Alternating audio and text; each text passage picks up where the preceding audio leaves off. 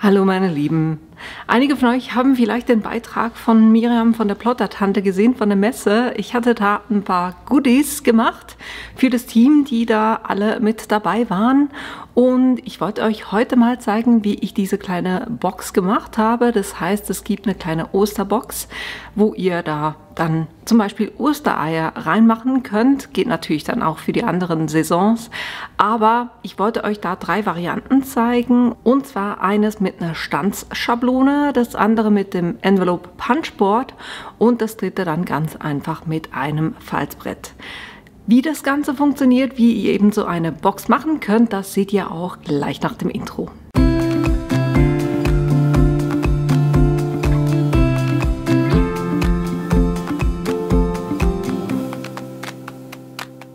Wie gesagt, wir machen heute diese kleinen Boxen hier. Und ich habe da einfach einen Button oben drauf gemacht. Da zeige ich euch dann auch noch verschiedene Varianten. Aber das Wichtigste, die Box selber, werde ich euch 3 Varianten zeigen. Einerseits ganz einfach mit einem Cutting Die, das heißt mit einer Stanzform. Dann einmal mit dem Envelope Punchboard. Und dann einmal ganz einfach mit einem Falz- und Schneidebrett. Ich habe mir die Dateien schon vorbereitet. Ihr habt ja bei dem Set hier, das ist das von Stuff Deluxe, habt ihr bei mir auch schon gesehen. Habe ich ganz einfach A4 Seiten bedruckt. Das ist ein 230 Gramm Papier bei mir, was ich so bedruckt habe. Und das hier für die Buttons ist ein bisschen unterschiedlich, was ich mache. Also die hier hatte ich mit einem 200 Gramm Papier gemacht. Und ich mache das jeweils so, es kommt ja manchmal vor, dass sich das Papier oder die Folie nicht ganz unter den Rand legt. Und wenn das unschön ist, das heißt, es hier absteht und es nicht richtig gefasst hat, dann ziehe ich die Plastikfolie ganz einfach ab und nutze das matt. Hier ist Unterschied. Eines hat diesen Glanz drauf und eines ist dann in matt, weil eben ich diese Folie, weil sie nicht ganz drunter gegriffen hat, dass ich die abgezogen habe. Aber ich finde die so eigentlich auch wirklich schön. Hat auch einen super schönen Effekt. Ist halt dann einfach nicht geschützt, aber ist halt schön matt. Also ja, ich mag echt beides. Und eben nur zum Sagen, ihr müsst einen Button nicht wegschmeißen, wenn das nicht so richtig funktioniert hat. Ihr könnt da ganz einfach auch das mit dem Papier nehmen. Hier, wie gesagt, hatte ich ein 200 Gramm Papier. Ich nehme heute einen 120er. Mal gucken, ob das ein bisschen besser funktioniert, dass es dann auch greifen kann. Vorbereitet habe ich das Ganze in Canva, das habt ihr bei mir auch schon oft gesehen. Das ist dieses Programm hier und ich habe da ganz einfach eine A4-Seite angelegt und dann über die Uploads ganz einfach die Dateien hochgeladen, die ich verwenden wollte.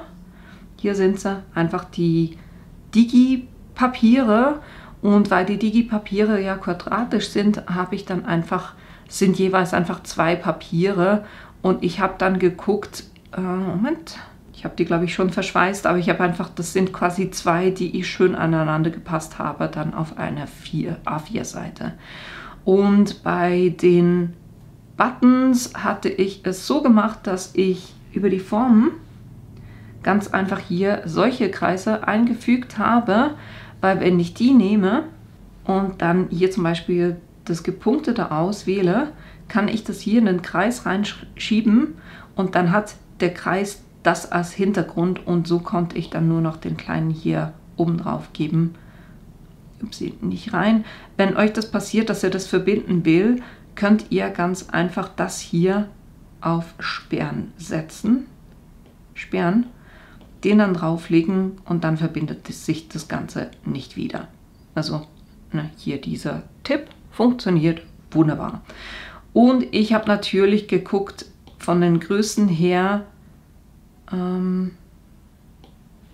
dass ich bei den Buttons, ich verwende die größten, die sind 5,8 cm, aber das Papier, was ich brauche, ist 7 cm und deshalb habe ich einfach geguckt, dass diese Kreise 7 cm sind, damit ich eben dann die großen Buttons verwenden kann. Und dann habe ich einfach geguckt, wie viele davon kann ich platzieren? Und natürlich, ich habe nicht nur das Bild eingefügt, den kleinen Hasen, sondern ich habe auch, die Sprüche sind bei dem Set mit dabei. Da habe ich einfach auch die Sprüche hier eingefügt. Genau, das habe ich gemacht, um das alles vorzubereiten und das dann eben schon ausgedruckt. Und ich würde sagen, wir starten einfach mit der einfachsten. Und dann nehmen wir, ich würde sagen, wir nehmen die Punkte. Oder nehmen wir die Streifen? Nee, wir nehmen die Streifen. Genau, jetzt brauche ich natürlich die große Platte. Sie können es natürlich auch mit der kleinen Platte machen, aber dann beide Teile einzeln durchkurbeln. Aber ich kann das hier mit der gleich alles in einem machen. Und was ihr nicht seht, nebendran steht die Big Shot Switch. Ihr könnt es natürlich auch mit der normalen Big Shot machen, was auch immer ihr zur Verfügung habt. Und wenn das Stanzen für euch komplett neu ist, dann verlinke ich euch oben in der Ecke auch ein Video dazu, wo ich euch zum Beispiel die Big Shot Switch mal gezeigt habe. Und übrigens, die Stanze ist von Kreativdepot, die heißt die Faltbox. Ja, diese ist es.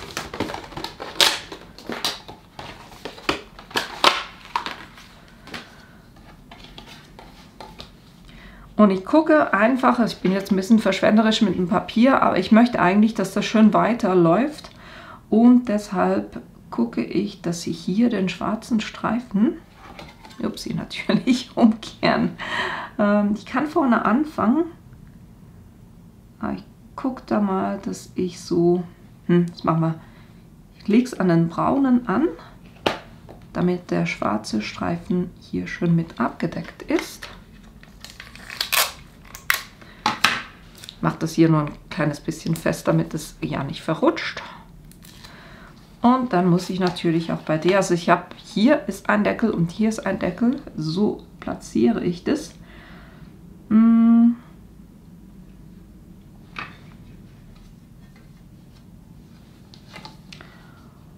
dann gucke ich auch hier, dass ich die schwarze Linie mit abdecke. Respektive, nee, das hier muss hoch zur braunen. Ich hoffe, ich habe es einigermaßen erwischt. Wenn nicht, ist auch nicht so schlimm. Und so kurbel ich das kurz durch die Maschine. Ist meiner Meinung nach die schnellste Variante, weil so habe ich es auch für die Messe gemacht. Ich hatte 18 Boxen, die ich gemacht habe. Und die sind so wirklich super schnell auch gemacht.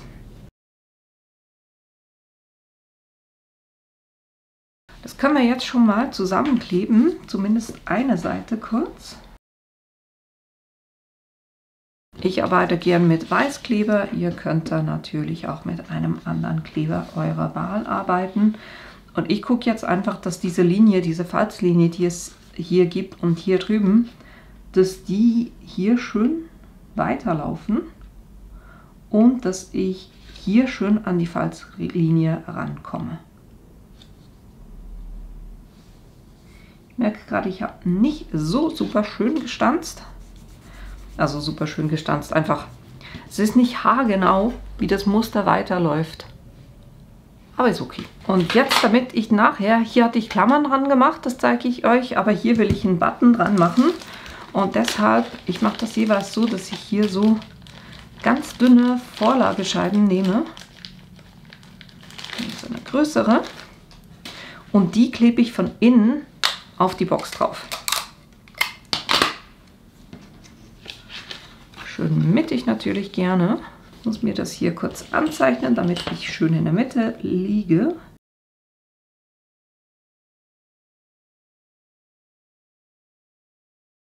Und die ist so dünn, die stört dann von innen auch nicht. Bei dem, was man da reinpackt.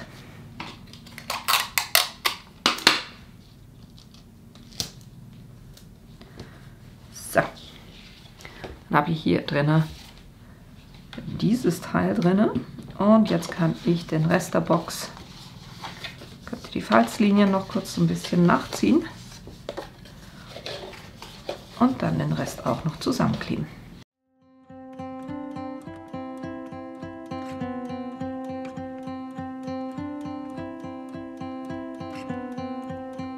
I'm looking at you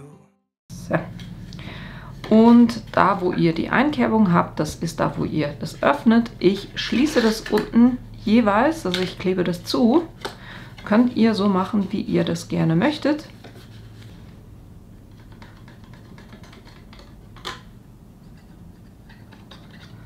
Ich mag es einfach gerade so, ich habe es gemerkt, ich habe da Ostereier reingepackt für die Messe. Und da bestand schon die Gefahr, dass das wieder aufgeht unten bei dem Gewicht. So, das heißt, ich gucke, dass es schön gerade ist. Und dann mache ich zuerst den Boden, drücke ich die runter, dass die halten.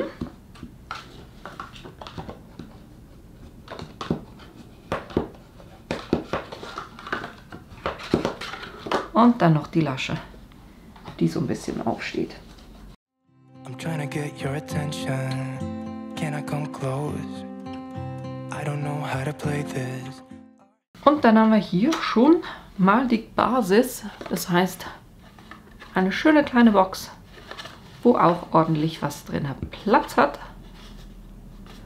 Wie gesagt, das ist eine extrem schnelle Option, wenn ihr solche Stanzen habt. Verzieren machen wir nachher alle drei zusammen. Wir gehen über zur nächsten Box. Jetzt für das nächste nehmen wir das Envelope Punchboard. Und da habt ihr ja die Angaben drauf, um Umschläge zu machen. Aber ihr könnt tatsächlich auch Boxen damit machen. Und es gibt hier eine ganz coole App, die heißt Punchboard Calculator. Und da habt ihr unten einerseits Umschlag, aber ihr habt eben auch Box. Und dann könnt ihr sagen, Länge, Breite, Höhe. Ich will von der Länge her 7, Breite auch 7. Und ihr könnt sagen, ob Inch oder Zentimeter. Und die Höhe will ich gerne, was machen wir, 3,5 Zentimeter. Dann sagt er mir, Papiergröße muss 16,8 sein, die erste Falz bei 5,9, die zweite Falz bei 10,9. Und genau das machen wir. Das heißt, zuerst muss ich das Papier auf 16,8 mal 16,8 cm schneiden. Dann nehme ich jetzt nicht das gemusterte Papier, weil ich mache da mit dem gemusterten Papier eine Manschette ringsherum.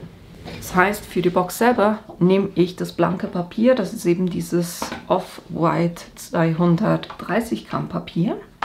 Und dann hat man gesagt 16,8 cm mal 16,8 cm.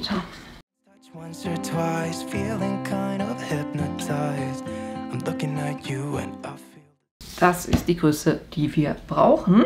Und dann haben wir die erste Falz bei 5,9 cm. Und ihr habt oben Inch angegeben, aber hier unten sind auch die Zentimeter drin. Und da muss ich das so hinlegen, kurz das Falzbein nehmen, dass ich das hier bei 5,9 anlege. Und dann hier die Falzlinie ziehe. Mal kurz gucken, wo sie ist. Anderes Falzbein, wo ein bisschen weniger Kleber dran ist. So, hier punchen. Und für Umschlag wäre das jetzt alles, aber da ich eine Box machen will, muss ich noch bei 10,9 falzen. Das heißt, ich schiebe das hier rüber, dass es bei 10,9 liegt. Auch wieder stanzen und das Ganze falzen. Und jetzt kann ich immer die Nase hier genau auf diese Linie, die ich schon gemacht habe, legen. Punchen, falzen. Zweite. Punchen, falzen. Auch auf der Seite.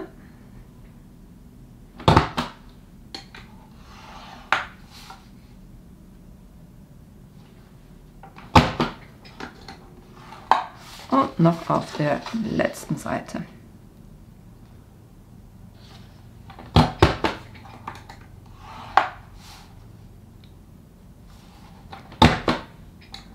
Und jetzt, damit es noch ein bisschen einen schöneren Abschluss gibt, könnt ihr die Ecken hier noch abrunden.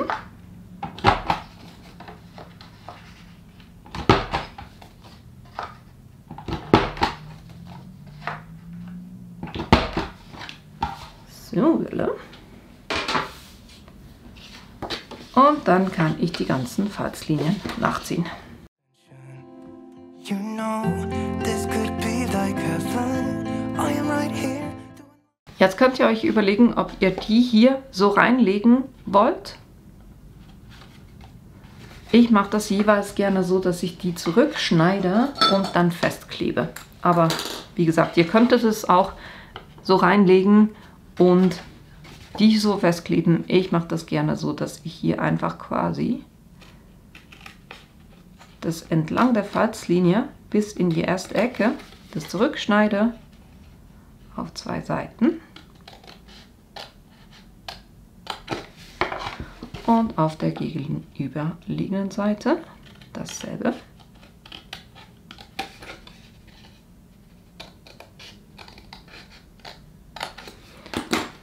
Und dann kann ich die hier als Klebelaschen verwenden.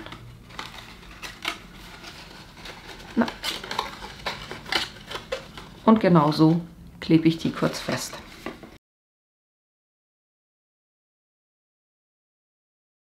Einfach gucken, wenn ihr es anlegt, dass ihr schön auf die Falzkante geht. Halte ich das kurz fest und danach streiche ich das ganz einfach noch runter. Make you feel like I do. And just for a second, you're looking at. Und hier geht es am einfachsten, wenn ihr gleich beide miteinander klebt. Weil sonst kommt ihr an die andere Lasche fast nicht mehr ran.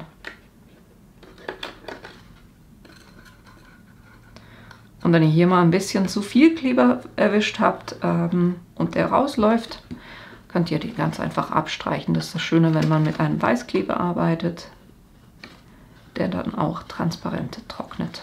Making me feel like maybe you want this too. Give me your attention. Jetzt ist sie natürlich nicht geschlossen und deshalb mache ich da jeweils eben eine Manschette, die ich dann ringsherum mache und so die Box damit verschließe. Das heißt, als erstes schneide ich hier kurz den Rand weg. Dann war nicht ganz so gerade, wie ich mir das gedacht hätte. Moment.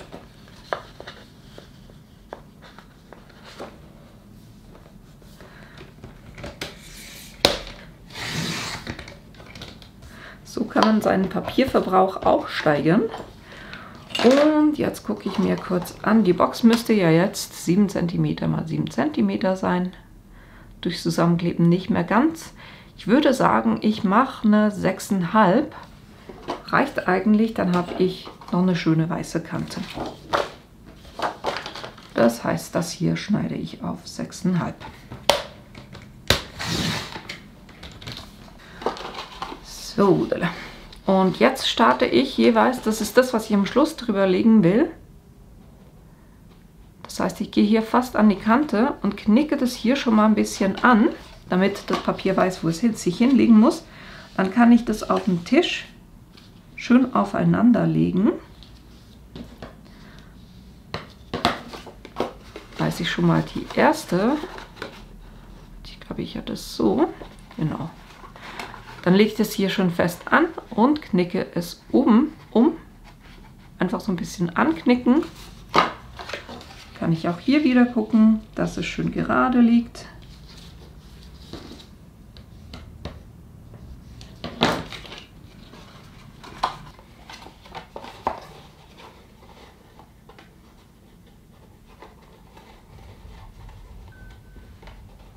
Dann hier oben auch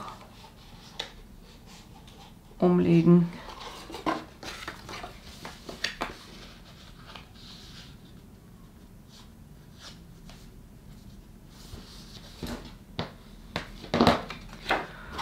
Und dann noch das letzte. Das ist so. Und jetzt unten auch nochmal umlegen. Und dann markiere ich mir gleich, bis wo ich die Länge brauche. Den Rest, den ich mir markiert habe, kann ich ganz einfach noch kurz wegschneiden. So. Und so kann ich jetzt meine Manschette hier schön ringsherum machen. Ich gucke da jeweils, dass es nicht zu stark festgezogen ist, weil ich will die zum Öffnen der Box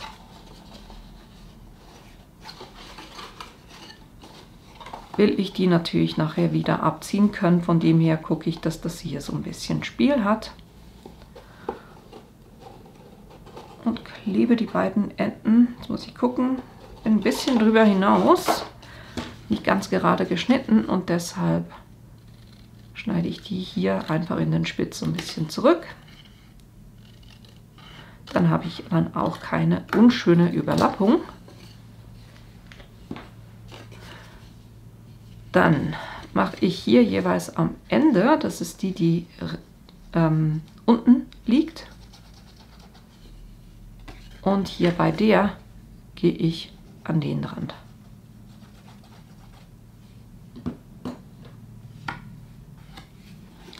Dann können wir das schön ringsherum legen und gucken, dass wir hier einigermaßen gerade drauf zu liegen kommen.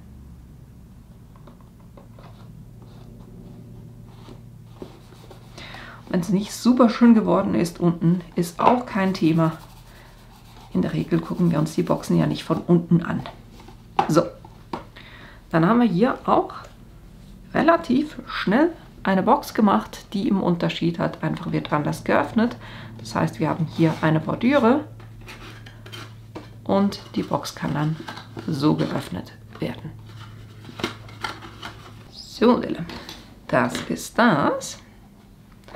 Somit haben wir schon 2 Boxen und jetzt gehen wir noch zur dritten. Jetzt für die dritte Box, wo wir das mit dem Falz- und Schneidebrett machen oder nur mit dem Falzbrett respektive, brauche ich ein Blatt, was 18 cm x 22,5 ist. So schneide ich mir das kurz zurecht.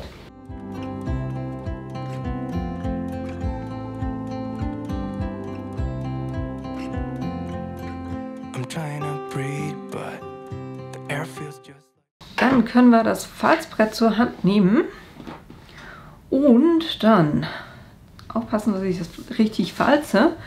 Zuerst bei 2 cm, das ist hier die lange Seite, ne? 2 cm,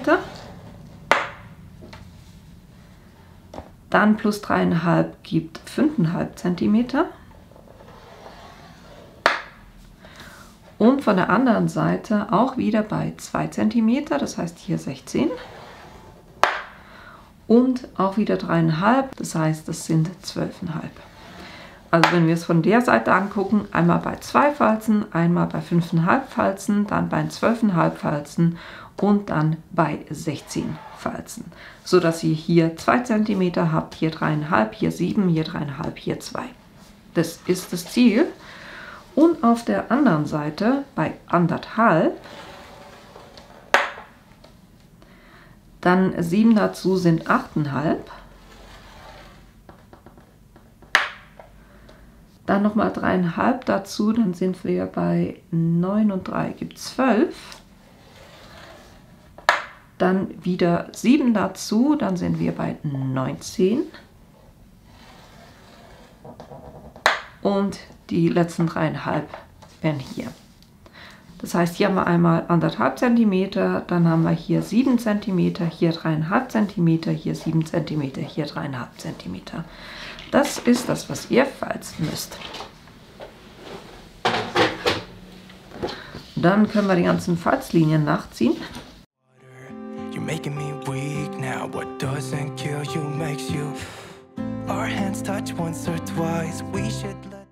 Und da wir jetzt die gleiche Box erreichen wollen wie die hier, müsst ihr hier so ein bisschen noch was wegschneiden. Das heißt, das ist die lange Seite, da kann hier oben das weg.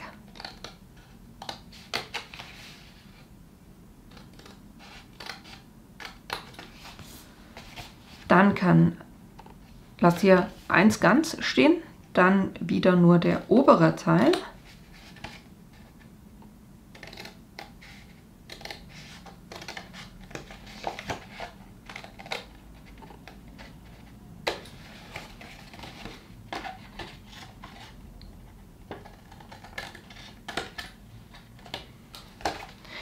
Und der ganze Rest hier kann weg. Das heißt, erste, zweite Falzlinie, das kann alles weg.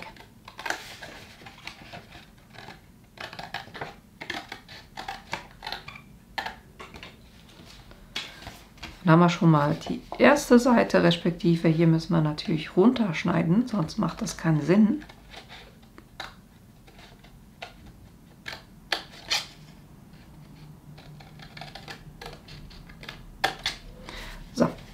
So sollte das aussehen. Dann drehen wir es um. Hier kommen diese beiden Stücke weg.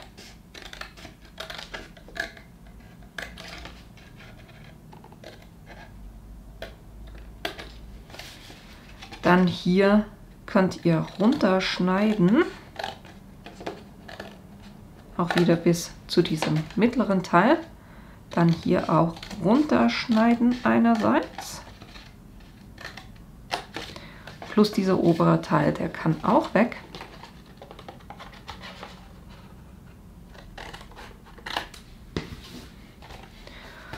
Und dann hier hinten brauchen wir ein Feld.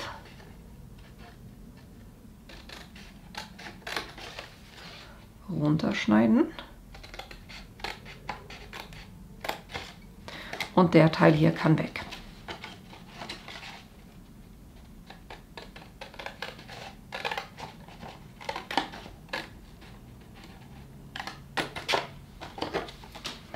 So sollte das schlussendlich aussehen. Jetzt wird das hier, unsere Klebelasche. Die könnt ihr noch ein bisschen anschrägen.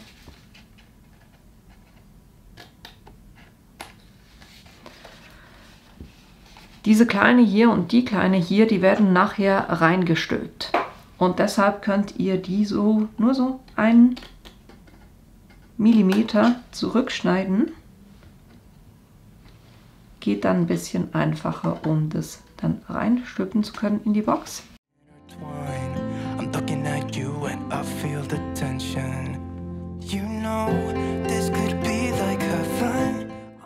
Und die 4 hier werden quasi auch Laschen, die reinkommen, von dem her könnt ihr auch die anschrägen.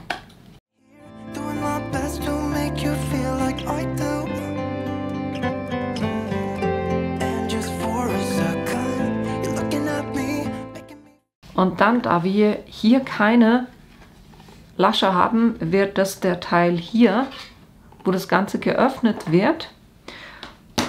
Und da mache ich gerne noch 2 Sachen. Einerseits mache ich hier gerne in die Mitte noch so eine kleine Einbuchtung, die wir hier auch haben. Das heißt bei 7,3,5. Hier hätte ich gerne eine kleine Einbuchtung, weil ich jeweils, das ist ein 1,6 cm Kreisstanze, mache ich wirklich nur so einen kleinen Schnipsel rein. Plus, da wir die hier nicht festkleben, sondern die nachher sehen, runde ich da gerne die Ecke ab, weil ich einfach finde, es gibt einen schöneren Abschluss, wenn die abgerundet ist. Kann sogar noch ein bisschen größer gehen. Ja, so. Das heißt, mit der 7 mm Stanze runde ich das hier ab.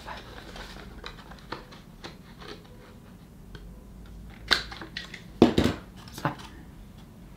Dann sieht das auch ein bisschen schöner aus. Und jetzt können wir das Ganze auch schon zusammenkleben, genau gleich wie wir das bei der ersten gemacht haben. Der Unterschied ist einfach, weil wir hier 2 Stücke hatten, quasi.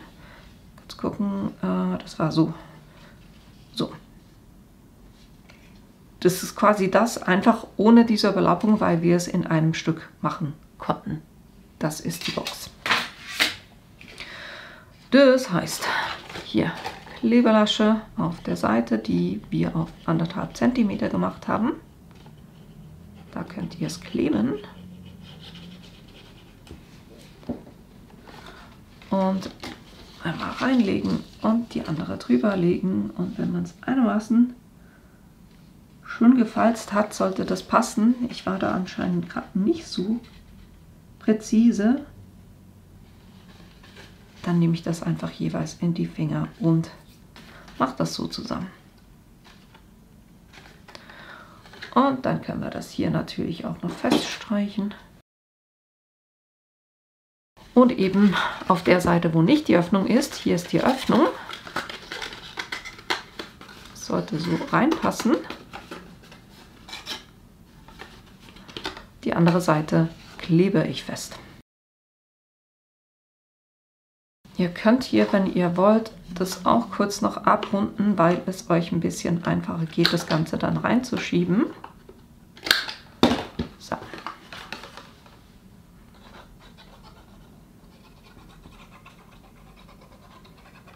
Das ist runter und das Ganze hier in die Box reinschieben. Anderen Seite wieder öffnen und das noch feststreichen.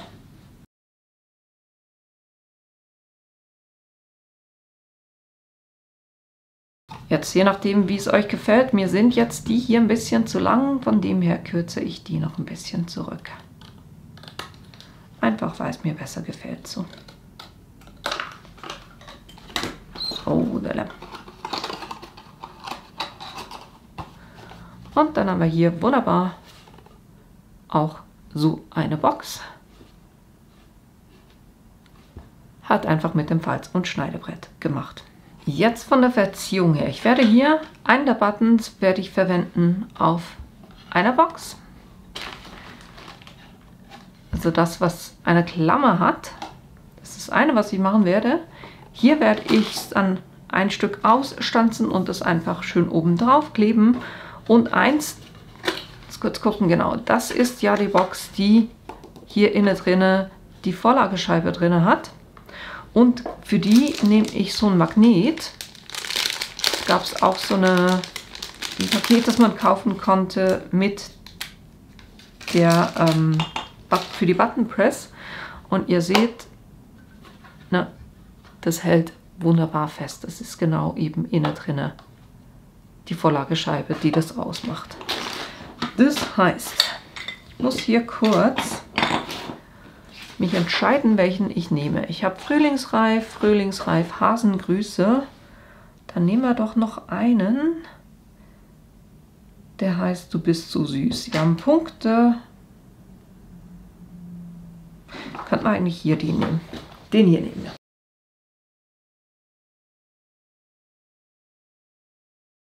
Das heißt, ich muss hier gucken, dass ich das schön mittig platziere. Innen drinne die Kanten, die hier drin sind, dass ich die alle abdecke. Das passt.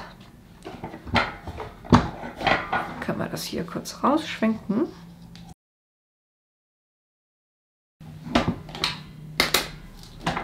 Ich drehe das jeweils so 4-mal oder 3-mal, um sicher zu sein, dass es das geschnitten hat.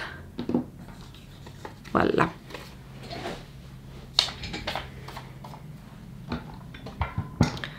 Das war das mit diesem Teil und diesem Teil. Jetzt brauchen wir die Buttons. Und dann noch ein Plastik, aber ich muss die Klammer rausnehmen, weil ich hier eben dann den Magneten nehmen will und nicht eine Klammer. So, die kann weg.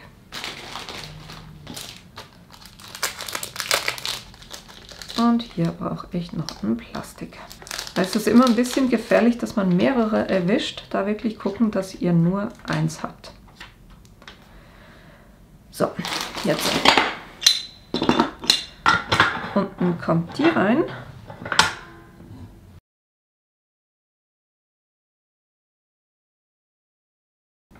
Beides auf A gedreht. Dann kommt hier der Button, wo das Ganze drauf kommt. Schön mittig. Bei mir spielt jetzt die Orientierung keine Rolle, weil ich eben den Magneten drauf mache. Dann das Plastik hier drauf. Und dann können wir das reindrehen und pressen. Dann sollte der weg sein und dann kann ich das Teil so, also ne, die schöne Seite liegt unten, kann ich den reinmachen, reindrehen, auf B drehen beides. Und nochmal pressen. Und das hat wunderbar funktioniert. Das heißt, ich habe hier meinen süßen kleinen Button. Jetzt kann ich hier den Doppelkleber wegnehmen. Oder die Abdeckung des Doppelklebers. Und Achtung, der zieht relativ schnell fest. Also wirklich gucken, dass ihr gerade oder in der Mitte seid. Und erst dann loslassen, weil verschieben wird schwierig. So. Hält er da. Und ich kann meine Box nehmen und den Button ganz einfach hier drauf machen. Und der hält. Wenn ihr wollt, könnt ihr da noch so ein bisschen Sisalgras ringsherum machen, was auch immer ihr da gerne hättet. Aber nur zum Zeigen, ne? Und das Schöne ist halt einfach, wenn ich das dann verschenkt habe, kann der oder diejenige das dann nehmen und zum Beispiel als Kühlschrankmagnet oder wo auch immer man den anbringen möchte, den anbringen oder eben auch für die eigenen Bastelprojekte dann verwenden. Das finde ich eine super Sache. So, jetzt haben wir eines, haben wir hier schon. Dann hier der Button. Hier hatte ich es ganz einfach so gemacht, dass ich ein Stück Restpapier auf 7x7 zugeschnitten habe. Moment kurz, um sicher zu sein. Genau, da ist nichts drin. Und dann habe ich hier einfach geguckt, wo ist die Mitte. Ein bisschen so platziert, dass es wirklich mittig ist. Dann habe ich das von hinten ganz einfach festgedrückt, da wo die Nadel ist. Einfach so ein bisschen reingepresst, damit ich nachher den Abdruck von der Nadel habe und weiß, hier will ich nachher die Nadel reinmachen. Und dann habe ich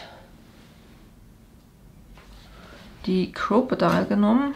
War es die Crocodile? Ja. Und da einfach ein Löchlein reingemacht.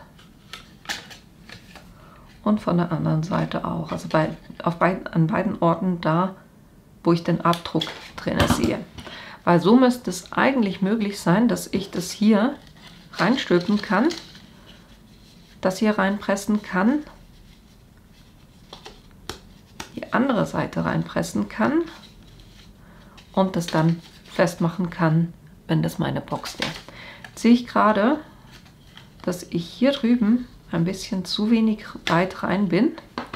Das heißt, ich muss hier noch ein bisschen weiter rein, damit das passt. So, jetzt kann ich meine Box nehmen und gucken. Hier wird es jetzt schwierig, ich komme mit der Crocodile hier nicht hin, ne? Und deshalb mache ich das auf der Seite. Werde ich auch nicht hinkommen, das heißt, ich muss die große nehmen. Das heißt, es wäre besser, mal gucken, ob ich das überhaupt hinbekomme.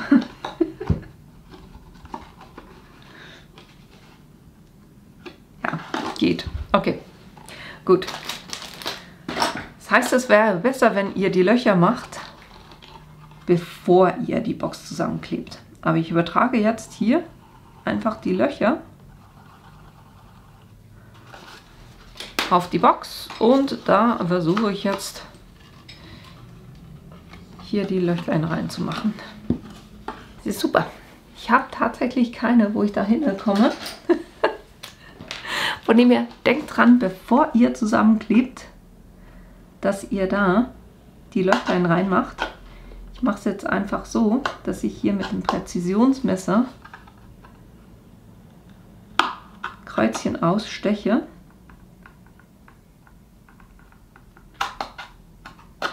So.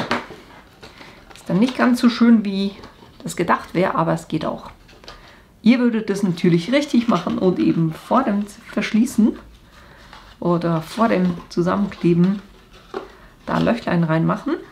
Und so kann ich den Button reinmachen, das hier reinstülpsen, hinzumachen. Dann haben wir hier innen drin die Klammer. Kann die Box verschließen, da was reinpacken, das so verschenken und der Beschenkte oder die Beschenkte kann das nachher wieder ablösen und das weiterverwenden. Und jetzt haben wir ja immer noch eine Box.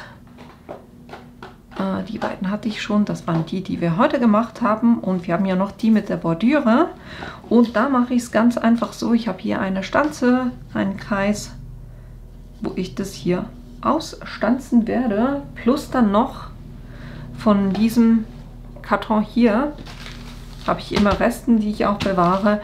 Das werde ich auch zweimal noch aus so einem ausstanzen, damit ich die dann aufeinander kleben kann und das Ganze ein bisschen Dimension bekommt. Und so kann ich die 3 Kreise kurz aufeinander kleben.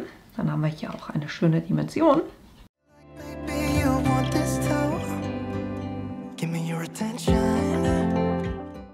Normalerweise würde ich das hier aus dickerem Papier machen, aber ich wollte jetzt nicht extra noch eins ausdrucken, ein Blatt ausdrucken mit den kleinen. Auf dem dickeren Papier. Von ihm her geht es auch. So, und dann können wir den kleinen hier noch auf die Manschette draufkleben.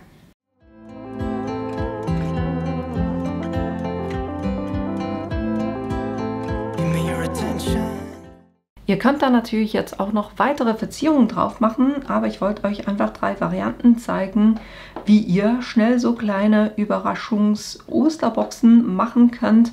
Eines eben hier mit der Stanzschablone und dann dem Magnet drauf, damit man das auch weiterverwenden kann, und das hält halt eben auch drauf.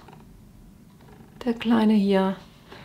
Dann das mit dem Envelope Punchboard, wo ihr jeweils das dann so verschließen könnt mit einer Bordüre drüber und so auch eine ganz einfache Box gemacht habt. Und das dritte mit dem Falz- und Schneidebrett und hier eben der Option, wenn ihr hier hinten drin ein Loch reinmacht und eben wie gesagt, bevor ihr es zusammenklebt, geht einfacher. Wenn ihr dann ein Loch reinmacht und dann den Button da so reinmachen könnt, dann kann man den nachher auch wunderbar weiterverwenden.